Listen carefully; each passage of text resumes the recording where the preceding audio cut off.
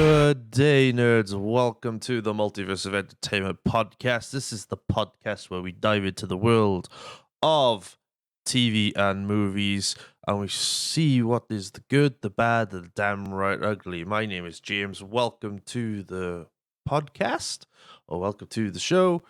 And this week, we are changing it up a bit. It's been a while. It's been 2 weeks since we were here. We changed it up a little bit. And originally we were going to do Goosebumps,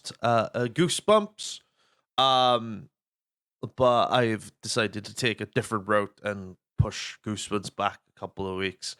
And I was like, do you know what? Let's do a show that will be fun and energetic. Not to say that the other shows have been fun or anything, but after a 2-week break, I was like, do you know what? Let's see what we can do. Let's change it up a bit. And as you can tell by the intro of this, I've picked a really, really good one this week. This is going to bring back a lot of memories for a lot of people, especially growing up in the 90s. We are talking the Spider-Man animated series from the 1990s. This is the one that everybody grew up with. And it's a bit of a nostalgia trip. I've been watching it for the last couple of weeks, and I forgot how good. I didn't forget how good this show was, but I realized how good this show was, and it's even better. It still holds up today. So we were talking about that. But if you'd like me to, if you don't mind me taking a couple of minutes of your time to explain why there wasn't an episode last week. I was burnt out. I was totally burnt out by making videos, making podcasts and stuff like that. I just needed to take a week off just to recharge. It doesn't help the fact that at the moment I'm currently working night shifts, and for those of you who have worked night shifts previously, you guys know that working nights is probably one of the unsociable times to work, and especially when you work 8-hour shifts 5 days a week with 2 days off in between. It's a heavy slog. You spend most of your day sleeping, and you're pretty much sleeping throughout the day and then waking up in the night, going to work, staying up for a couple of hours, and then going to sleep again.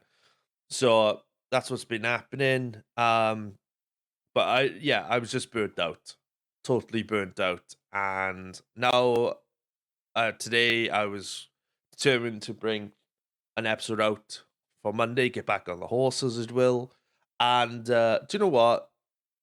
I'm glad I've come back now. So thank you all for being patient. Thank you all for the message. I did ping a message out last week saying there wasn't going to be an episode, and I've had comments, wishing me make sure I was okay and making sure everything was all right. Yeah, I'm good. I'm all good, just burnt out. So thank you guys so much. I do appreciate that.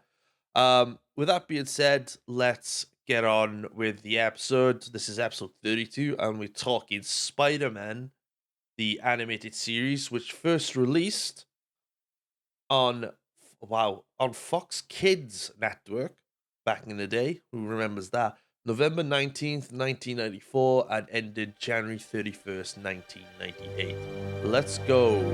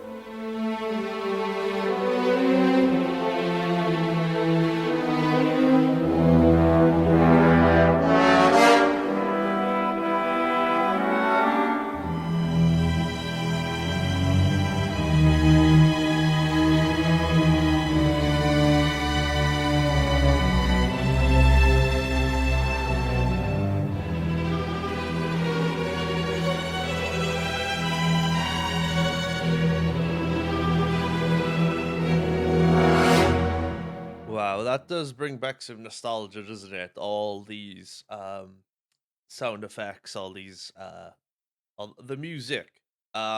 Usually I just would cut them off after like 20, 30 seconds. Um, but because this show is so nostalgic, um, I was like, I I, I must um play this. I must play this all. So if I get pinged for it, it's worth it. Um Spider-Man, the animated series from 1994. This show sums up my childhood. If ever, if everybody who knows me knows, Spider-Man is my one of my favorite characters of all time, and this was the show that made me go, "Wow, I love Spider-Man. This is why I love Spider-Man." And the show is so good. It's animated style. It's what one of the it was one of those animated series where there was multiple of them. You had this grew up in the 90s. You had a multitude of Marvel cartoons. Spider-Man was one of them. You also had the X-Men animated series. You also had the Fantastic Four, Iron Man, trying to think of the others. The Incredible Hulk, Silver Surfer. Um, did I say Fantastic Four? I'm gonna say Fantastic Four anyway. Um, these shows were adapted from the comic books, uh, brought out to live to like animated form. Yes, previously we did have two other Spider-Man animated series. We had the original 1960s Spider-Man animated show, which had that, famous Spider Man does whatever a spider can theme. Classic, iconic. And then you had Spider-Man and his amazing friends, which had Spider-Man team up with Iceman and Firestar. Another great cartoon as well. Also, that cartoon, fun fact, brought the X-Men into the animation world for the first time. Not many people know this. If you want to know, it's on Disney Plus right now. All the classic Spider-Man shows are on there now. And then you had this one as well, which is it's pretty fucking amazing. Let's be honest. All right. It I know everyone's talking about the MCU right now and saying everyone's burnt out by superhero films, which I kind of agree. I'm a huge Marvel fan. I have liked pretty much everything that the MCU has brought out, except for a couple of things, which is it's my personal preference, and there's nothing wrong with that. Um, but yeah, superhero films at the moment are very there's a lot of them right now, and some of it's to do with Marvel's doing, but also as well, you're following when you're following from like a movie like Endgame and then going into a new saga with some legacy characters and trying to establish new characters as well as establishing a fucking huge storyline like the multiverse and leading up to Secret War. There's a lot of stuff to get through in 10 years, you know, and we may never know. Like, these phases, it does seem like these phases have like been one after the other. But if you think about it, when did Endgame come out? Was about 2018, 2019. So if you think from 20 after 2019, from 2021 onwards, you've had like constant Marvel stuff for about 2 to 3 years now, unrelenting, as it is. And we are getting a breakthrough, which is really good. But I digress. That's a story for another. So, but in the 90s, you had a lot of what I'm trying to say is, in the 90s, the early 90s, you had an array of Marvel cartoon shows that we didn't even think twice was too overpowering and too over the top. Marvel's the shit, man. Marvel is like one of the one of the best, if not the best, comic book companies out there. You know, I do like DC. No, before everyone says, "Oh, you should know DC," I like DC. I grew up. My dad had like 23 large boxes of comic books, ranging from DC to Dark Horse, Marvel. Back in the day, and I used to read them as a kid. But I find I have more established feelings towards Marvel because Marvel was one of the first things I read and one of the first things I saw. We are going to be doing a Batman animated series po- podcast episode in the near future. That is coming. I can't wait to talk about that. And then leading on from after I've spoken about that show, I'm going to be talking about the first Batman movie, the animated Batman movie, the Mask of the Phantasm. Straight after that, there's going to be one after the other. But fair play to myself, because I know a lot of people who knew I was going to do a podcast about TVs and movies thought I was initially going to do Marvel straight off. 32 episodes deep, and we're now talking about our first Marvel like topic, which for me, pat on my shoulder, and kind of like saying, everyone, I told you that it wasn't just going to be Marvel heavy. We've had a good range of episodes. Check them out in the archives right now. But if I was going to talk about something Marvel, it was going to be this. I think this was the first. It was a toss up between this show and the X-Men animated series. But I feel like I have more ties to this show than the X-Men animated series, which is a big take. I love the X-Men. Can't fucking wait to see Wolverine in live action in that yellow costume. I cannot wait next year. But Spider-Man is my go-to guy. Hence why Spidey is the mascot of the show. I've got a plushie right here. If you've seen me on streams, seen me on TikTok lives, you'll see me with a Spider-Man plushie. He's my guy. Second behind Captain America. But this show for me, this show had it all, and I don't really know where to start this, because Marvel, this show is so iconic. There's a lot of good points about this show. There are some filler episodes. I will admit there are some filler episodes, but just to break it down, Spider-Man, also known the Spider-Man animated series for short, is an American superhero animated TV show based on the Marvel comic superhero with the same name.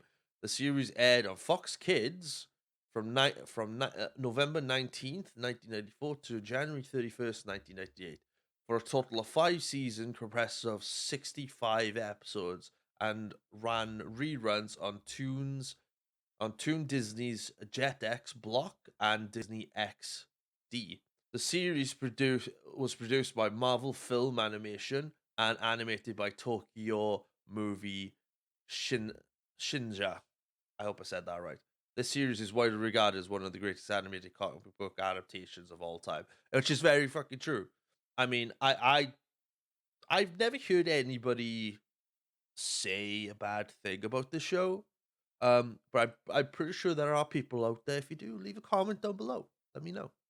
Um, but it runs with the same storyline. It follows a student, Peter Parker, who is a college student at Empire State University, who is struggling to balance his responsibilities as the hero Spider-Man, with the problems of his personal life. Parker must navigate his romantic affection for love interests Felicia Hardy and Mary Jane Watson, maintaining his friendship with Harry Osborn, focus on his academic performance as Dr. Kirk Connors' student, and help to support his Aunt May, after the death of his Uncle Ben by working as a freelance photographer for the Daily Bugle. The Bugle is owned by the loudmouth publisher J. Jonah Jameson, who often uses Parker's pictures of his alter ego to discredit and carry out smear campaigns against Spider-Man. Parker appears at Parker's peers at MCU include football star Flash Thompson, popular barista Liz Allen, scientific genius Deborah Whitman, and research rival Michael Morbius. As Spider-Man, Peter Parker's faced various supervillains that threaten New York City, include criminal masterminds such as the Kingpin, Hobgoblin, scientific mishaps like Doctor Octavius slash Doctor Octopus, the Green Goblin, and alien symbiotes Venom and Carnage. The Spider-Man is occasionally aided by in his fight against crimes by other superheroes, including the X-Men, the Punisher, Blade, Doctor Strange, Daredevil, Iron Man, Captain America, and the Fantastic Four. This show, that's just like the synopsis of it, right? It's all on Wikipedia. This is where I get my information from, and that's what it comes from verbatim, right? And that's literally down to a T what this show is all about, you know. And the the show of it, the story of, you know, this version of Peter Parker, of him trying to be Spider-Man, but then he's also conflicted on being Spider-Man because he wants things to go right in his personal life, but then he can't. Um, but then he's struggling to do that as Peter Parker and Spider-Man. So there's a lot of occasions here where he is like, "No, I'm done. I don't want to be Spider-Man anymore." And then as he tries to not become Spider-Man, the more he tries to, sorry, I punched the microphone. The more he doesn't want to become Spider-Man, and the more things happen, he has to assume that responsibility. Hence why his uncle Ben always told him, with great power becomes great responsibility, because he knows he has a great responsibility as a superhero to make sure that not only his family and friends are safe, but also the citizens of New York. It's kind of like an unwritten rule. Um, and there's so much love, not just for. There's not a lot of. There's not only so much love for Spider-Man and Peter Parker themselves as a character, but all the characters in here have love and support of fans, because everybody, with every and great superhero, there's always great villains, and Spider-Man has a great deal of villains in this show. You know, you got Kingpin, you got Hobgoblin, Doctor Octopus, Scorpion, Rhino, Shocker, Green Goblin, Venom, Carnage, Craven the Hunter, you know, Michael Morbius as well, the Vulture, Tombstone, Hammerhead, Spider Carnage as well. Oh, fuck me, Spider Carnage as well, you know. And then you've also got, you know, other characters coming in like Madden Web. You know, Madden Web has just had a trailer come out of her own standalone movie, which kind of looks really good, but it's also really intriguing as well if they've adapted the comic book or they've gone their own way. So I'm really, really intrigued to see that movie when it comes out. And, you know, if you hindsight now, looking back on this show and then you watch the movies, okay, a lot of stuff from this show has been adapted to movies. For example, there's a scene in season season three, where Spider-Man is facing Green Goblin. Green Goblin, at this point, Green Goblin has figured out Spider-Man's real identity, which is Peter Parker. And now Goblin and Osborn are using this to their advantage. So they kind of have that little, you know, Osborn is like playing coy, but he knows, but he's not letting in Peter know that he doesn't know until up to a certain point. And then there's a part in the episode where, you know, Spider-Man's trying to save Osborn from going into a vortex. However, Green Goblin goes, "Nah, fuck this," and tries to use his glider to knock Spidey into it, so he drags him with it. That is kind of like similar, but changed in the first Spider-Man movie with Tobey Maguire, where you know, where Spider-Man's got Green Goblin on the ropes towards the end of the film, and Osborn is like, "No, no, no, no, come on, let's work together." And then when when Peter is like, "I had a father, his name is Ben Parker," and then Green Goblin just turns around, "Godspeed, Spider-Man," and then the glider comes in and impales him. Spidey misses, and the glider impales no Osborn and kills him eventually. That's kind of like the similar. This is why I like um the Sam Raimi Spider-Man films, because they're so similar and so close to the animated series and the comic book sources that they come from. This is what makes this show fucking outstanding.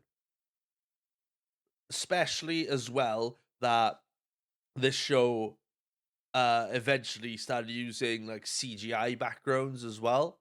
Because there's some where it's like animated coloring, normal animated, but then for a certain sequence, it'll automatically go from animation to like CGI effect. So you got some of that as well, which is really, really fucking cool. We'll go to the episodes. Okay, so we'll go to the episodes, like the season. So there's 5 seasons. I was trying to think what we were going to talk about next.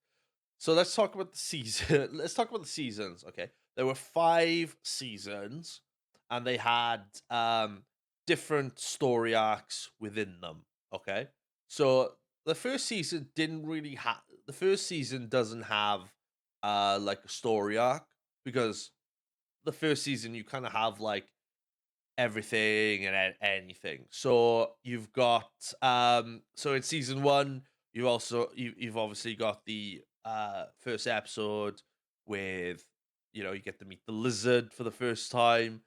Then you got 2 episodes of the Spider Slayer, which is a great fucking episode, by the way. You got Mysterio's first appearance, you got Doc Ock's first appearance as well. And then you're obviously leading up then to the uh Venom, the Black Symbiont episode, which is probably my second favorite. I know some people are going to be surprised to hear this, but this is kind of like my second favorite. Yeah, my second favorite. Oh shit, storyline in the Spider Verse, because I love Venom. Venom is incredible, great character, great antagonist for Spider Man, because they're obviously similar, and because Peter's had the suit done, the suit has negated Peter's spider sense, so he can't sense Venom or Carnage for that matter. So that's really, really, really fun, and that all that is in like a 4 episode arc. You got the first one where Spidey is going to save J. Jonah Jameson's son from a shuttle crash on the bridge, which is a fucking epic like scene in itself. That whole episode is an epic scene. Spidey comes out. He's got the black ooze on him. He doesn't know what this is, chucks it in the wash, and then he falls asleep, and the symbiote just wakes up and then covers Spidey. You got Peter having this nightmare where his regular suit is fighting against the black symbiote, and obviously the black symbiote wins and finds himself hanging upside down in this black suit, which he has never seen before. That if you watch Spider-Man 3, the third Tobey Maguire film, if you put that scene if you put that animated series scene and the movie scene at the same time, it's exactly the same, with one difference where the movie didn't have a dream sequence. They went straight to the suit, and then he's just hanging upside down, you know, which is great. And then the second episode to that, you got the shocker, and you've got you start to see the suit taking over and seeing the dark side of Peter Parker, which is really, really cool. With you get to see that, and then Peter then realize, with Doc Connors' help, he realizes the suit needs to come off, which doesn't help, and he's on that bell tower. The sound of the bell, the sonic vibrations is affecting the suit. It kicks suit, kicks him out, and whatnot. And the suit disappears eventually. You know, and this is the series as well. We get to introduce Eddie Brock as well, and then as Peter's trying to run away, the black suit is dripping on Eddie, and then Eddie becomes Venom again in this dramatic scene, and then you've got the last and then you've got the Venom episode. Then, you know, the 4 episodes. Those 4 episodes in that story is fucking one of the best written TV. Um, One of the best animated show written episodes ever. I think it's fucking outstanding. And to have that to start off the first season of the show was absolutely epic. And then you've also got, and in the other seasons, you've got, season 5 is a mixture of, you got one episode starting off, and then you've got the Six Forgotten Warriors, the Return of Hydra Man. You've also got the Secret Wars episode, which is which is a 3 episode arc, and then you've got the Spider Wars as well, which is a 2 episode arc to finish the series off, which is great. Then you got Partners in Danger, which is the introduction of the Black Cat as well. The Felicia Hardy storyline, which is another good one. The Sins of the Father is a good one as well, because that's the introduction of the Green Goblin. And that whole story arc is similar to the first movie as well, which is even better. And then season 2 for me is probably one of my favorites, just because of the story arc for it, which is the Neogenic Nightmare. And if you don't know what the Neogenic Nightmare is, Spider-Man 2, the second Spider-Man movie, did something similar in this, except one thing. Um, During this season, Spider-Man loses his powers. He's starting to lose his powers slowly. You can't figure out why. In the movie, I think it's due to like stress and whatnot of this, and they in the second Spider-Man movie, he eventually does get it back in, because in the second one, it's like he kind of loses confidence in himself and whatnot, and he doesn't know what to do. But in this one, he does lose his powers in the same way. However, he realizes that a mutation due to the spider's bite. There's a mutation happening during his body, and Peter's like, well, what does that mean? What's going on? Am I going to turn into some kind of like hideous freak? And Connor's like, I don't know. So, you know, Peter's obviously worried. So he decides to find help from someone who knows about genetic mutations or mutations in itself, which is Charles Xavier. This is where the crossover with the X-Men animated series comes in. Which is really, really, really, it's a really good fun episode. It's like a 2 to 3 episode story within that, which is really, really good. You obviously get to see Spider-Man take on Wolverine, which is a fun fight in itself, and the Hobgoblins being like a little prick up there.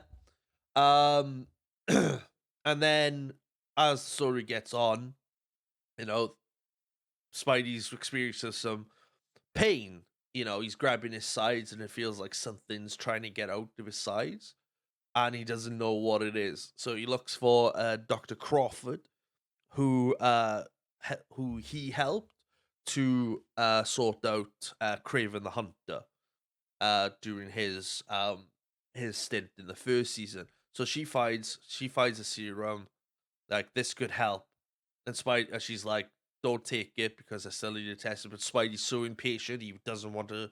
He's so worried that he doesn't want to turn into like a freak. His words. He he takes it anyway. But as he's taking it, Dr. Crawford realizes no, the serum she's given him is going to accelerate there. And it becomes this like, oh, I don't know how many episodes, like an 8, 9 episode arc. There's quite a few episodes in this story arc because there's so much going on. Peter's in his house, he's taking the serum, but then he's in excruciating pain. The music, the dramatic music in the background, and then all of a sudden he grows 2 extra pair of arms. So now he's like, he's this audible scream of no, because he's become something that he didn't want to become, and he's walking around like these 4 arms, so he doesn't really know what to do. Mind you, while this is going on, Michael Morbius is has just become the vampire that we all know and love. So while he's doing that, psychoplasma of people, Spidey's getting the blame for it. And then when people see Spidey, Spidey's like got like 2 extra pair of arms, and they're like, "What's happened? He's just grown like 6 arms, so now he is like a spider." And this is where um the Punisher is introduced into it, which is who is a great character in this, and yeah, I mean, and then the whole story, like then Punisher's trying to kill Spidey in a way, and it goes into this really really cool scene where you know the Punisher has like knocked him down off the ground through this factory, but Peter is like Peter at this point now is growing, is the pain, the mutation is like starting to take over now, and then all of a sudden his he's in this box factory. He's trying to stay out of the way, but then all of a sudden he looks at his hands, puts his hands up, and then his hands slowly turn into like a freakishly this freak hairy creature, and then just this huge dramatic like the music and the mutation. You don't see the mutation. The only part of the mutation you see is his hands turning, and then you just see his silhouette and his body burst out of his costume, and then the Punisher finds it. Punisher finds him, but then he realizes, wait, this is not. The Punisher sees him, and it's like, oh my god, uh, this is Spider Man, but it's not Spider. But it's Spider Man, but it's not Spider Man. And this is the first introduction of the Man Spider, and this whole story arc of the Man Spider is one of my favorite. Lead from the first episode to the last episode of this series is freaking phenomenal. It's smartly written. As a kid, the Man Spider mutation freaked me out as a kid. It really, really did because because I got scared for a while of like touching spiders just in case that would happen, and it's funny because you look at it, you're like 4 5 years old when this first came out, and you're like, I don't know what to think, I don't know what to do, and I loved it. The neogenic nightmares, absolutely amazing, and it was a lot of fun. A lot of fun. Um, but yeah, really, really good. Now let's talk about the cast and the characters. I've gone through some of them already. Peter Parker, Mary Jane. You've got J. Jonah Jameson, Kingpin, Aunt May, Robbie, Kirk Connors, Felicia, Harry, Norman, Alistair Smythe as well. You've got Doc Octavius as well, Shocker, Chameleon, Man Spider, Eddie Brock, Venom, Anna Watson, Herbert Landon as well. You've also got Hobgoblin, Red Skull, and Madam Web as well. So this is how great this show is. Okay, I'm just gonna run through. Okay, the names. of the voice actors of this show. Okay, so you've got Christopher Daniel Barnes, who voices Spider Man. You've got I'm never gonna say this. I'm gonna butcher this name. I know I, but it's Saratoga Ballantyne. Saratoga Ballantyne, who voices Mary Jane Watson. We've got the incredible Edward Asner, who voices J. Jonah Jameson. Uh, Rusk Lee Brown, King voices Kingpin. Linda Gray. So I didn't know this, but May Parker gets two voice actors in this show. Linda Gray voices Aunt May through seasons 1 to 3, and Julie Bennett voices Aunt May through season 4 and 5. I didn't even know her voice changed. I don't think you don't even notice it. Um, you've got Rodney Salisbury, who plays Robbie, Joseph Robinson. You've also got Joseph Capanella, who plays Dr. Kirk Connors. Jennifer Hale voices Felicia Hardy. Gary oh God, trying to say this name now. Gary Imhoff, who voices Harry Osborn. Neil Ross voices Norman Osborn. You've also got Maxwell Cluffield, who plays Alice Smythe. Um, I, I'll be honest with you, I can't say this guy's name who voices Doc Octavius, so sorry about that. And then you've got you've also got Earl Boney, who plays Red Skull, Joan Lee as well, who voices Madam Web. Now, these next four actors, you may recognize these names, okay? And some of these, two of these, I didn't know were the voice actors until now, okay? So you've got the incomparable Jim Cummings, who voices Shocker, Chameleon, and Man Spider. Okay. Jim Cummings is everybody knows who Jim Cummings is.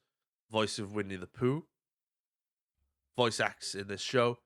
Hank Azaria, who you may know as Mo Sizlak, Apu, Chief Wiggum as well, from and smattering other characters from The Simpsons, and also the cameraman from Godzilla. You've also got Bajal Barrett, who voices Anna Watson.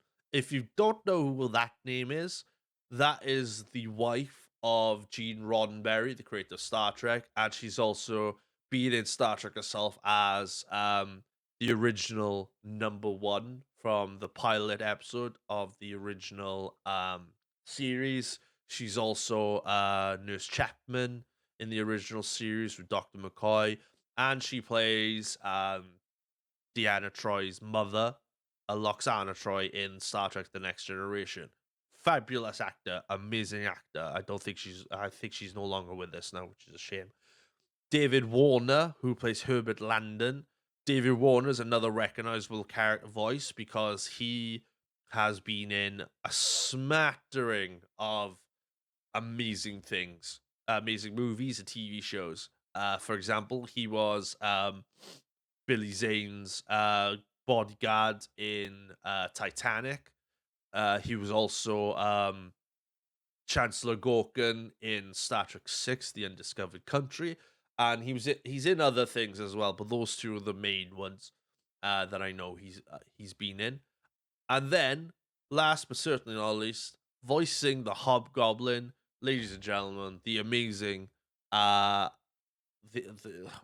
amazing Mark Hamill, who at this time as well is voicing the Joker in the Batman animated series, and obviously he plays Luke Skywalker in Star Wars as well. So just by those names alone shows what kind of like voice acting greatness is in this show. And It's so good. This is why I love this show. It's so good. It's really good fun, and damn, this show's just amazing. Not only that, you got the music is incredible as well, and with the voice acting, the music, the animation style, and just put it all together, it's one big pile of greatness. And I love this show so much. This is my childhood. I can watch it now, and oh, I would love I would love them to I would love them to. I know there are other Spider-Man animated series out at the moment, which I haven't seen yet, but I am going to check them out and then one day review them on the podcast. But this sh- this show is iconic, and I think it's one of the best ones. I'm glad they're not making like a sequel series like they're doing at the like what Marvel are doing at the moment with the X-Men animated series. Obviously, we're getting X-Men 97 soon, but I'm glad that Spider-Man is I'm glad Spider-Man is going to be Spider-Man. This show is going to be marked down as one of the iconic shows of all time, and I cannot wait to I cannot wait to watch the rest of this. This is really good. If you haven't seen it yet, guys, check it out. It's on Disney Plus right now. It's so good. Just check it out. And the iconic, like the theme song is so iconic as well. It's that iconic. It's really good. Um See, selfishly, if I give score out of 10, I want to give it a 10, but then do I give it a 10 just for the fact that the nostalgia ties? It's got everything that do I screw it. It's my show. I could do whatever the fuck I want. I'm giving this a 10 out of 10. This show is amazing. I said earlier I wasn't gonna give it a perfect 10, but fuck it, I'm giving it a perfect 10. Just by talking about, just by watching it, how good it is, how much I enjoy it. It's a 10. Go watch it. 5 seasons on Disney Plus right now. Check it out right now. You don't want to miss it. Honest to God, you don't want to miss it. All right. Uh so with that said, we're gonna get out of here now. Gonna do the outro, listen to some music, and then we'll finish this episode off. See you in a bit. Hope you enjoyed.